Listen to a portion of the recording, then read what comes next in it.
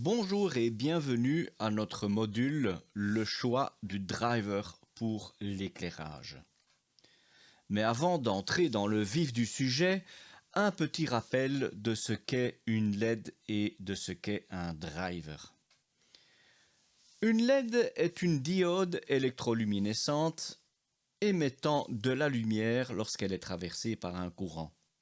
En anglais, LED est l'abrégé de Light Emitting Diode. Mais en français, on parle de DEL, D-E-L, abrégé de diode électroluminescente. Mais dans le milieu professionnel, tout le monde aujourd'hui utilise plutôt l'abrégé LED. Comme toute autre diode, elle ne laisse passer le courant que dans un sens, de l'anode vers la cathode. Ici, dans ce sens-ci. La LED n'est pas nouvelle, elle est apparue déjà dans les années 60, mais ne dégageait à ce moment-là que peu de lumière. Et une LED à cette époque n'était utilisée, on voit des photos ici, elle n'était utilisée que comme indicateur lumineux dans des appareils électriques, voire même dans des chaînes Hi-Fi de l'époque. Effectivement, c'était des lumières qui n'émettaient pas beaucoup de puissance. Et avec l'évolution de la technologie, d'abord la LED bleue est apparue et ensuite la LED blanche. Et avec le temps, cette LED blanche est devenue de plus en plus puissante pour être même utilisée pour l'éclairage. Jusqu'à aujourd'hui où effectivement nous arrivons vraiment à de grosses puissances. Un petit moyen mémotechnique pour voir où est l'anode et où est la cathode, eh bien le A, ici, on le voit ici, hein, le A signifie donc anode, et du côté droit, effectivement, on devine un K comme cathode. Et donc ça veut dire quoi? Ça veut dire que la LED fonctionne quand un courant la traverse plutôt qu'une tension.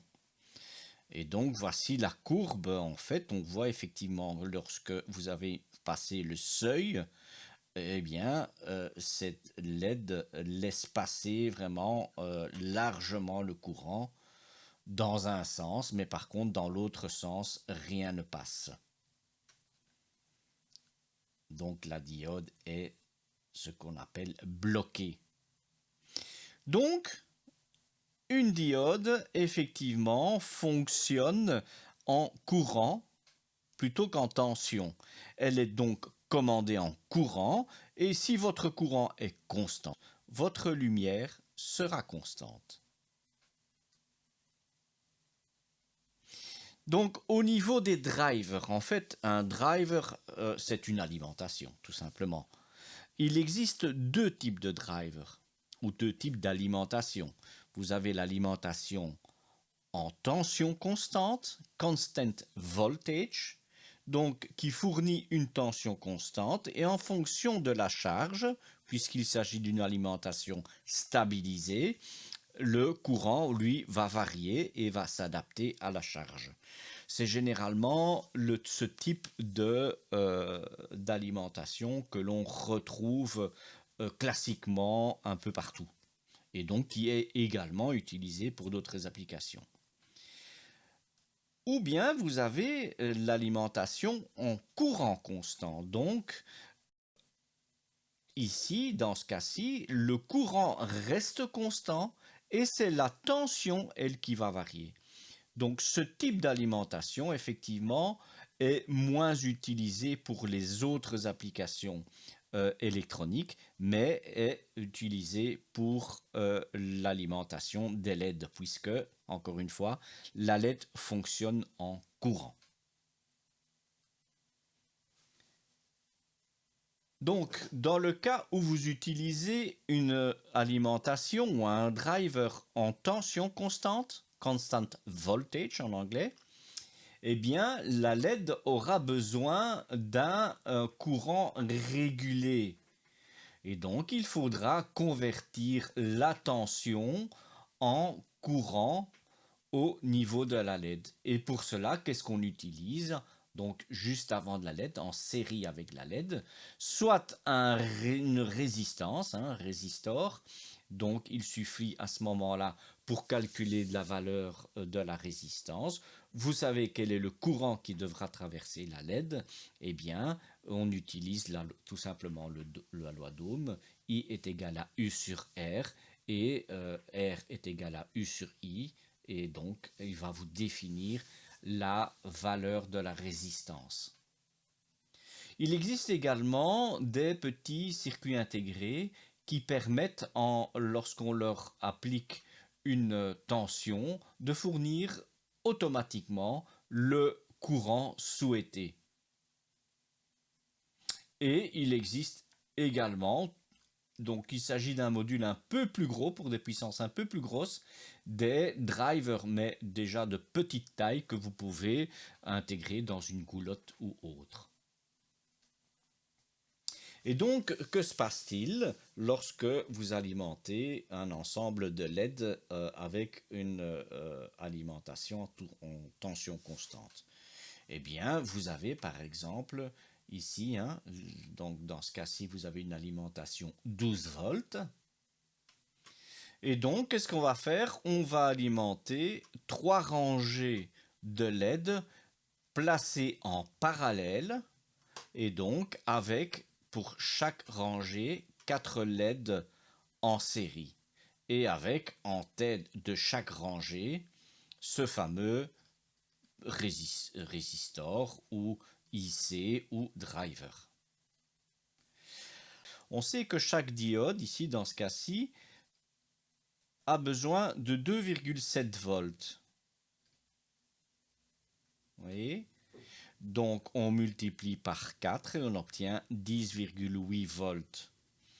Donc vous êtes en dessous des 12 volts, donc c'est bon, on peut alimenter cela. Et le driver, lui, effectivement, va s'occuper de faire passer le bon courant dans chaque rangée de LED.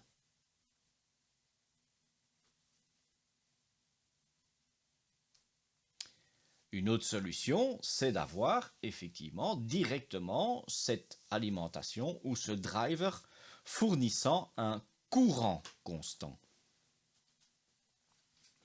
Et effectivement, à ce moment-là, vous n'avez plus besoin de petits drivers ou de résistance, puisque ce fameux driver courant constant va tout de suite fournir le bon courant à la LED, en l'occurrence ici par exemple 350 mA. Par contre, il faut évidemment veiller à ce qu'on ne dépasse pas la tension limite minimum et maximum que le driver peut fournir. Donc ici, prenons cet exemple. On a ici 17 LED qui sont en série. 17 fois 2,7 volts, on obtient une tension de 45,9 volts. Et donc, il faut vraiment veiller à ce que ces 45,9 volts soient bien dans les limites de ce driver. Prenons la fiche technique. Il faudra aller voir la fiche technique de votre driver. Et celle-ci vous donne effectivement la rangée de tension minimum 28, maximum 100 volts.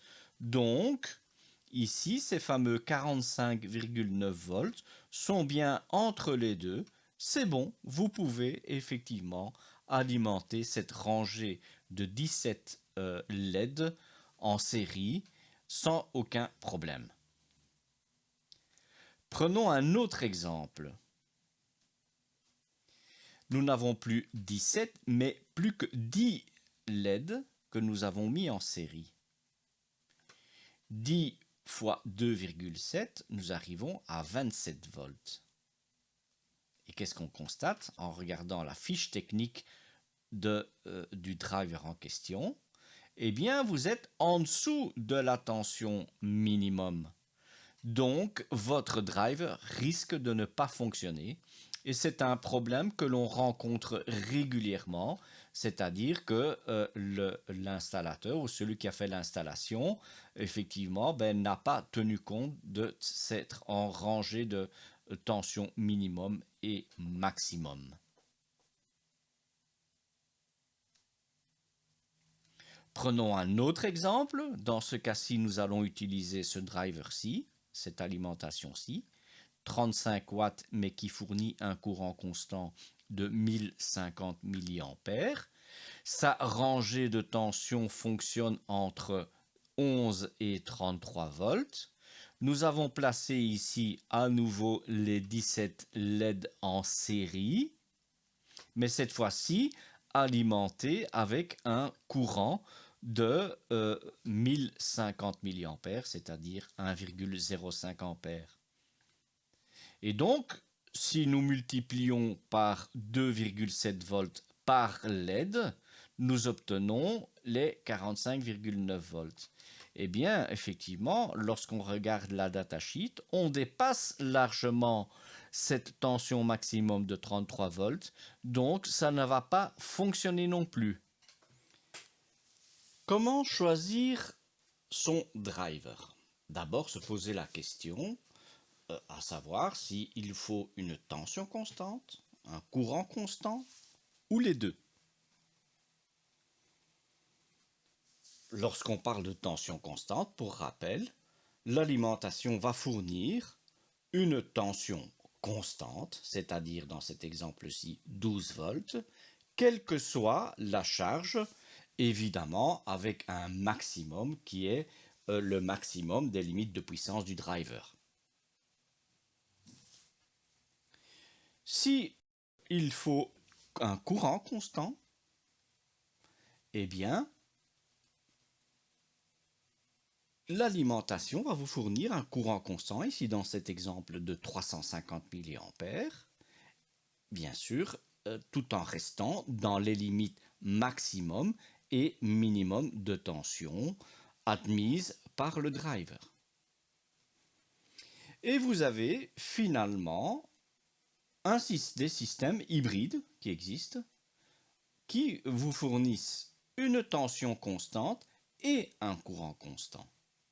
Dans ce cas-ci, un courant constant de 10 ampères avec une tension constante de 12 volts et ceux-ci vont s'adapter à la charge, bien sûr, avec des limites qui sont les limites minimum dans ce cas-ci de 6 volts et de 6 ampères. Quelle est la puissance que je dois prévoir pour mon driver? Eh bien, en fonction de la puissance de la LED souhaitée ou du module LED, il faut prévoir une marge de sécurité par rapport à la puissance de la charge prévue. On parle généralement de plus 20 à 30% au-dessus de la puissance nécessaire.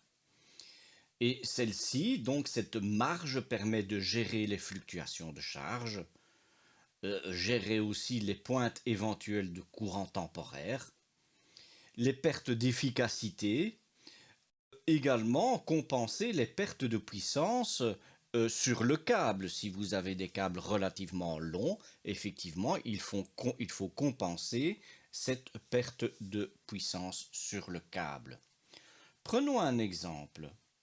Un appareil ou un module LED de 100 watts, eh bien, je vais l'alimenter avec une marge de 20%, c'est-à-dire un module, un driver de 120 watts, ou si je prends une marge de 30%, un driver de 130 watts. Il faut aussi tenir compte de la température. Si vous êtes dans des milieux où les températures sont susceptibles d'être relativement importantes, eh bien, il faut effectivement prévoir plutôt la marge supérieure, c'est-à-dire 130 watts. Choisissez une alimentation avec une bonne efficacité. pour minimiser les pertes énergétiques et la génération de chaleur. Point 3, en ce qui concerne le choix du driver, PFC, Power Factor Correction, et cosinus phi.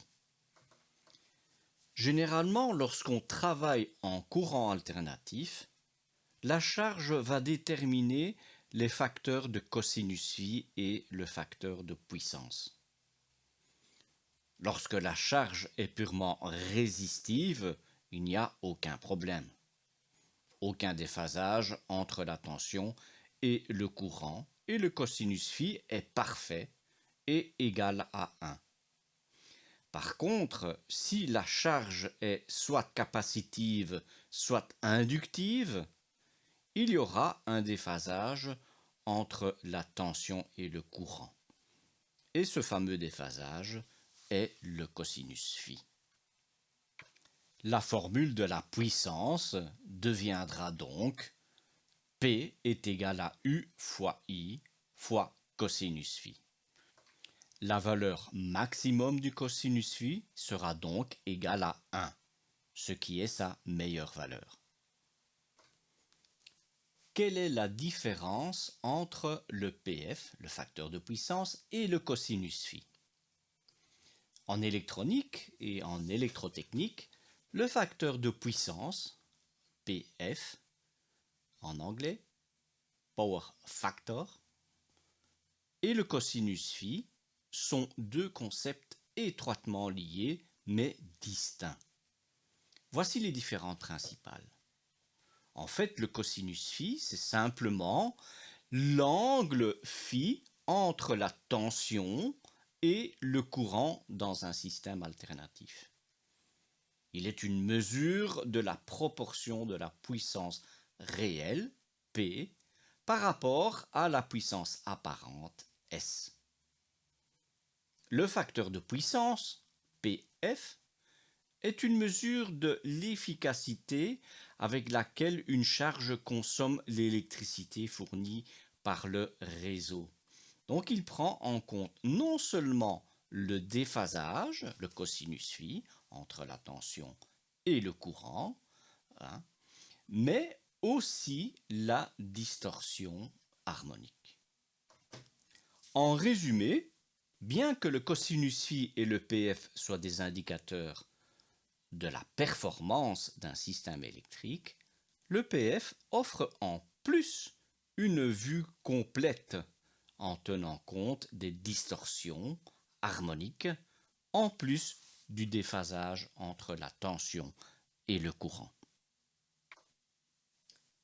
Quelle est l'importance du PFC, correction du facteur de puissance, Power Factor Correction en anglais? La correction du facteur de puissance vise à améliorer l'efficacité du système électrique en réduisant la puissance réactive, les distorsions harmoniques. Mais pourquoi parler du PFC dans ce module concernant le choix de l'alimentation d'une LED? Eh bien, il s'agit d'exigences européennes relatives à la correction du facteur de puissance, le fameux PFC, pour les drivers LED. On parle de directives et de normes à respecter. En ce qui concerne la directive ERP, Energy Related Products Directive, il s'agit de la directive 2009-125-EC. Celle-ci impose des exigences en matière de conception écologique. Il faut également respecter la norme EN 61003-2. Celle-ci vise à limiter les émissions de courant harmonique. Les drivers LED doivent en effet respecter les limites de courant harmonique définies dans cette norme, et ce qui implique souvent l'intégration du fameux PFC. Power Factor Correction. Quelles sont ces exigences? Eh bien, pour tout driver dont la puissance est inférieure à 25 watts, il n'y a pas de PFC obligatoire. Par contre, il faut bien respecter certaines limites de courant harmonique selon la norme EN 61000-3-2. Par contre, pour les drivers dont la puissance est supérieure à 25 watts, ceux-ci doivent incorporer un PFC conforme aux exigences de la norme EN 61000-3-2.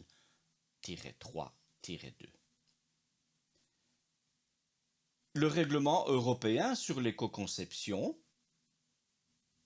UE 2019-2020, exige un power factor d'au moins 0,9 pour certaines sources lumineuses, y compris les drivers LED supérieurs à 25 watts. Durée de vie des drivers LED.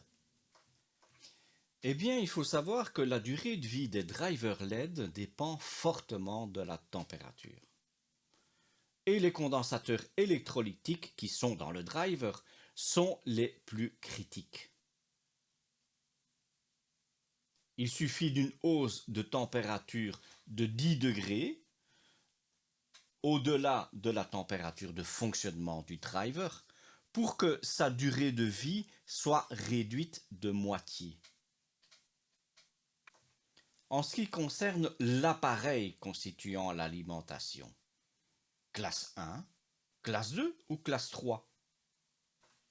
En règle générale, et cela concerne tous les appareils, pas seulement les alimentations ou les drivers, lorsqu'on parle de classe 1, il s'agit en fait d'un appareil avec une simple isolation, dont la masse de l'appareil est reliée à un conducteur de protection, donc à la terre. Et cet appareil est alimenté en basse tension. Donc on les reconnaît, ces appareils, tout simplement parce que leur fiche d'alimentation est munie d'un contact de terre. Lorsqu'on parle de classe 2, il s'agit en fait d'appareils ou de drivers qui sont munis d'une double isolation. Et donc, le fait d'avoir une double isolation, ils ne sont à ce moment-là pas reliés à la Terre et n'ont pas de conducteur de protection.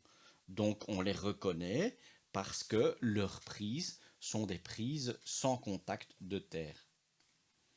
Et la classe 3, en fait, il s'agit tout simplement d'appareils qui sont pas alimentés en basse tension, mais en très basse tension de sécurité, et donc qui n'ont pas besoin d'avoir un conducteur de protection, donc de liaison à la Terre. La gradation, en anglais dimming. Au niveau gradation, vous avez ce que l'on appelle le 0,10 volt et le 1,10 volt. Le 0,10 volt permet en fait une gradation totale. C'est-à-dire que en position minimale, vous avez une coupure du courant et qui permet d'éteindre complètement la LED. Et comment ça se fait en pratique? En fait, c'est simplement le fabricant qui a prévu dans son driver un relais interne et qui va tout simplement couper le courant de sortie. D'autres fabricants ont des connexions qui permettent de relier un commutateur ou un relais séparé. Et ça, c'est vous qui devrez le faire. Et vous avez aussi la gradation 1,10 volts. Attention, la gradation 1,10 volts ne va jamais totalement couper le courant de gradation. Et donc là, ce sera à vous, in fine, de couper le courant lorsque vous serez en position minimum. La gradation PWM, Pulse Width Modulation, En français, modulation par largeur d'impulsion. Celle-ci peut se faire aussi bien en tension, ce qui se fait souvent dans les strips LED, puisque ceux-ci sont alimentés en tension, mais peut se faire aussi en courant constant. Donc les deux se font. Et ce dimming en fait consiste en quoi? Il consiste en fait à envoyer des impulsions à la LED, et c'est la largeur de ces impulsions qui va déterminer la puissance qui le sera envoyée. Donc lorsque le signal est continu, on considère que la largeur d'impulsion est totale, et donc là, le dimming est à 100%. La puissance de la LED est envoyée à 100%. Lorsque les impulsions sont réduites par exemple de 20%, donc vous avez une largeur d'impulsion de 80%, eh bien ça veut dire que vous avez un dimming, donc on n'envoie pas toute la puissance sur la LED et cette puissance est réduite de 20%. Donc c'est un dimming qui est réduit à 20%. Et lorsque ces impulsions sont vraiment toutes petites, très petite largeur, dans ce cas que vous voyez sur votre écran, eh bien, effectivement, ça veut dire que la puissance est vraiment limitée à 90%, donc le dimming est vraiment réduit. La gradation par coupure de phase, en anglais Triac Based Dimmer, Phase Cut Dimming. En fait, cette gradation se fait pas à la sortie du driver, mais à l'entrée, côté AC du driver. Cette technique de gradation massivement utilisée pour les lampes halogènes et à incandescence est basée sur le découpage de phase. Elle est encore très utilisée, mais elle est souvent présentée comme mal adaptée pour les éclairages LED. Elle n'est pas fondamentalement inadaptée aux sources LED, mais il est certain que la nature de l'électronique qui pilote la LED, donc du driver, influera fortement sur le comportement.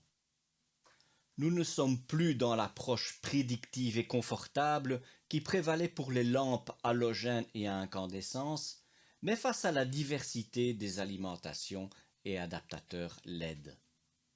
De plus, les variateurs utilisés traditionnellement pour l'halogène étaient conçus pour de fortes puissances et sont incapables de bien piloter des sources LED beaucoup moins énergivores.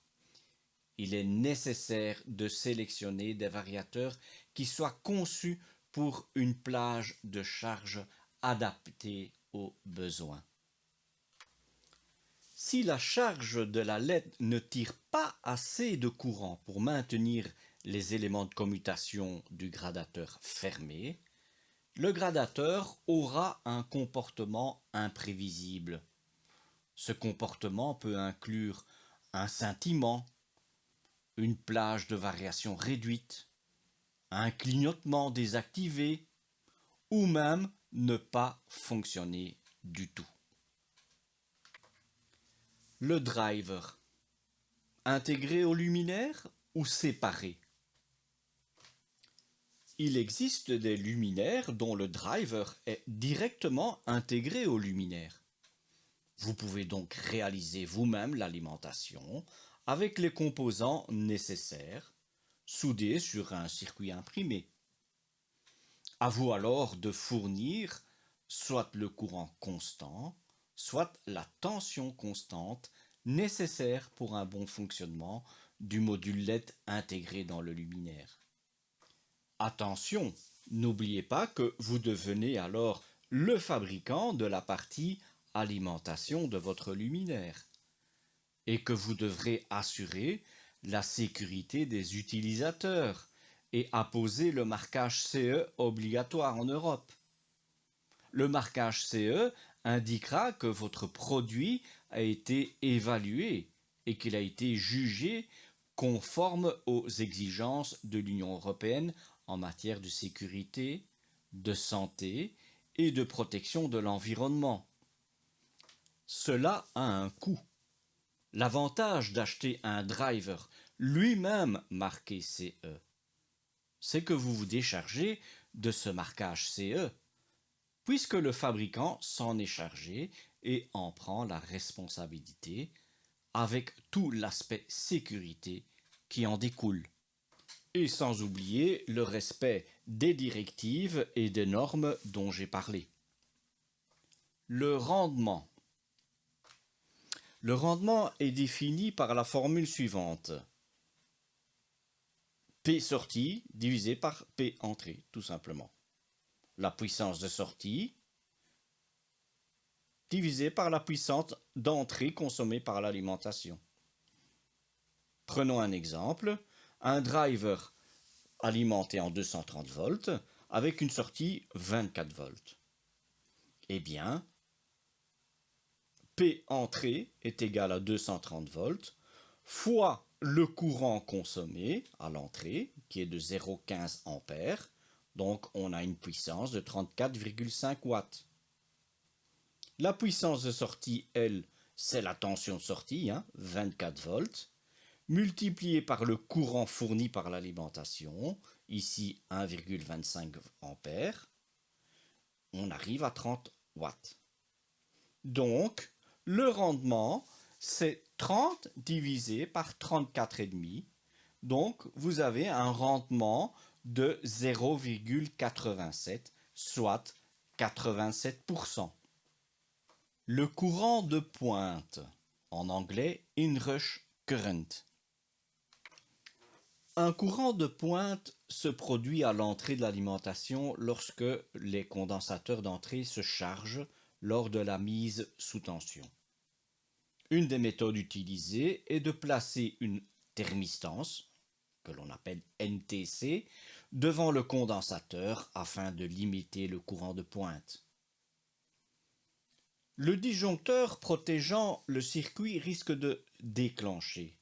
Il est conseillé, surtout lorsque plusieurs drivers sont connectés en parallèle, d'utiliser un disjoncteur ou un fusible de type lent afin de ne pas se déclencher pendant cette pointe de courant. Prenons l'exemple ici de ce fabricant X, donc avec une alimentation de 7 watts. Et qu'est-ce qu'on voit sur la fiche technique? Le inrush current est de 70 ampères à 230 volts. Cela veut dire que lorsque vous allez alimenter ce driver, eh bien vous aurez une pointe de courant de 70 ampères qui va durer une fraction de seconde évidemment. Mais il faut effectivement en tenir compte lors de l'allumage du driver pour que votre disjoncteur ne saute pas à chaque allumage. Protocole intégré au driver, 0,10 volts, 1,10 volts, PWM, DALI. Certains fabricants, effectivement, proposent ces fonctions intégrées dans leur propre driver. Donc, dans l'exemple que vous voyez ici, on voit que cette alimentation a une sortie prévue pour la LED, mais une autre sortie, donc avec 2 fils, prévue également pour le dimming. Idem pour le protocole DALI, etc. Papillotement et effet stroboscopique. Sans entrer trop dans les détails, ces effets viennent souvent du courant alternatif 50 Hz. Ce courant alternatif est redressé en courant continu par le fameux driver. On voit ici par exemple une tension de secteur redressée. Vous voyez ici une petite vague, une grosse vague et une vague encore plus importante. Il existe effectivement plusieurs exemples de bonnes et de moins bonnes électroniques de commande qui éliminent ces vagues, qui ne les éliminent pas du tout ou qui ne les éliminent pas correctement. Ces problèmes viennent de là, de la qualité du driver. L'impact de ce mauvais signal sur l'éclairage LED sont des irritations, des maux de tête, voire même, dans le pire des cas, des crises d'épilepsie. Ici, vous voyez deux graphiques. Dans la basse fréquence jusqu'à 100 Hz, nous avons une sensibilité élevée à environ 25 Hz. Si nous regardons cette ligne pointillée en rouge, il s'agit d'une zone avec de possibles crises d'épilepsie. Autour des 100 à 200 Hz, la sensibilité est également élevée. Par contre, si nous allons vers les hautes fréquences, on voit que la sensibilité à ces fréquences diminue. Elle reste présente, mais dans une moindre mesure. Le papillotement et les effets stroboscopiques sont donc dus à l'électronique de contrôle, et en particulier à la tension du secteur de 50 Hz, multiplié par 2 suite au redressement, devenant 100 Hz. Nous avons le secteur ici. Cette tension est ici redressée par un pont de diode, filtré, puis vous avez la tension de sortie. Ce régulateur de tension de sortie va donc garantir la qualité de la linéarité de votre tension de sortie.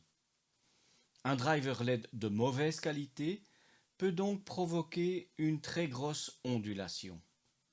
Regardons les fréquences les plus hautes, supérieures à 100 Hz.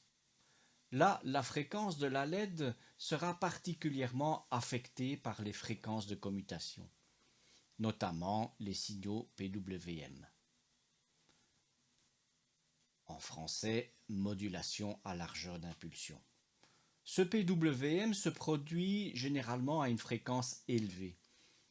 Plus la fréquence est élevée, moins nous aurons de problèmes. La gradation à coupure de phase présente également des problèmes pour certains éclairages à LED.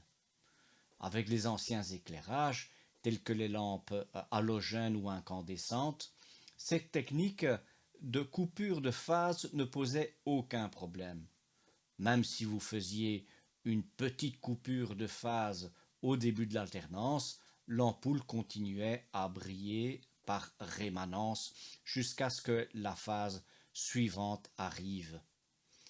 Mais avec une LED, cette rémanence n'existe plus. La LED répond très, voire trop rapidement, et il faut attendre la phase suivante jusqu'à ce qu'elle se rallume. Au fur et à mesure de la gradation, vous transférez de moins en moins d'énergie et cela pose problème. De nombreux gradateurs actuels s'arrêtent déjà à 20% de la puissance totale, car si la gradation passe sous ces 20%, le gradateur va provoquer un papillotement ou allumer et éteindre la LED, ce qui est désagréable pour l'œil. Merci pour votre attention et à bientôt. Au revoir.